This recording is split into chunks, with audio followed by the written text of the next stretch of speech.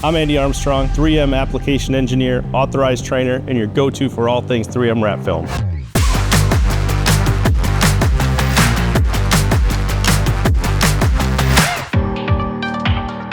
In this video, we're going to share some handy tips and tricks for wrapping hoods with 3M Wrap Film Series 2080.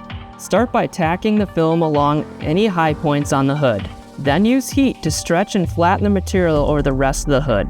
Warm up the material and use the palm of your hand to push down into any recesses. Squeegee the remaining material flat with firm pressure to make sure it sticks well. For the top corners of the hood, pre-stretch the film. Place the material over the corner and heat it. When you reheat the material, it will shrink back to its original size, perfectly tucking the material under the body panel. As a first in the industry, the clear protective film layer on 3M Wrap Film Series 2080 can stay on for any installation. It conforms with the wrap film, and any scratches on the clear liner will not transfer to the film, giving you a flawless finish. After you remove the clear protective film layer, make sure to post-heat all edges of the film to prevent any future lifting.